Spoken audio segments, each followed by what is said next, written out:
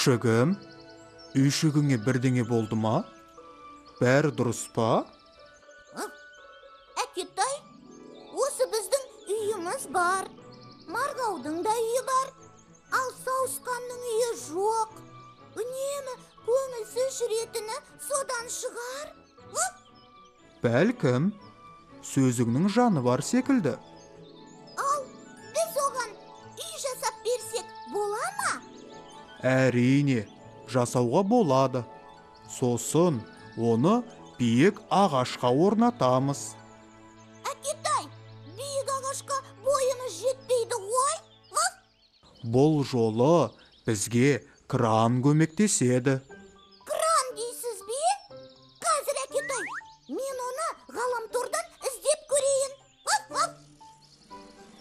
Мінекей. Жарайсың. Кран жүкті көтеруге және жылжытуға тасымалдауға арналған көлік.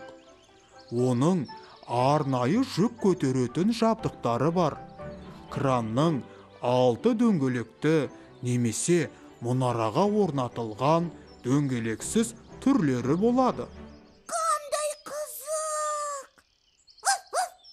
Сәлем, күшік, мяу.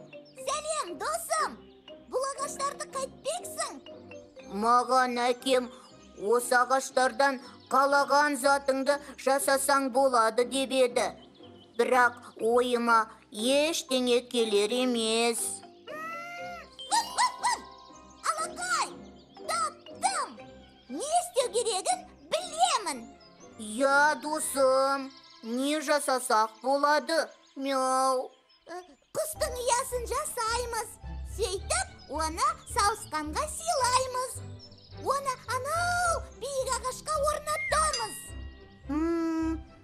Мяу, биік ағашқа орнатамыз дейсің бе? Оған бойымыз жетпейді ғой, мяу. Уайымдама, досым, бізге кран көмектеседі. Кран? Ол не өзі?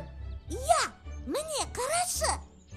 Осы кранның көмегімен ұяны ең биік ағашқа орнатамыз. Алдымен бәрін дайындап алайық. Алақай!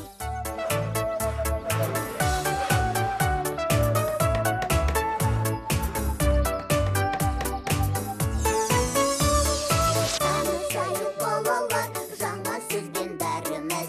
Оқу менен жазуды үйренерміз әлі біз. Алақай, біз білімді, біз ақылды боламыз.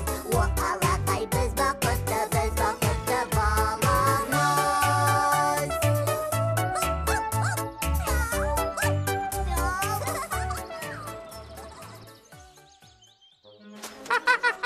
Бұл енді менің үйім. Әрине сенің үйің, Сауысқан. Бұл үйді саған арнап жасадық қой, мяу. Рас па? Шынымен де маған ба? Әрине сен үшін, мяу. Күшік, Марғау, рахмет сендерге. Жарайсыңдар, балақайлар. Осылай, әрдайым бір-біріңе қамқор болып жүріңдер.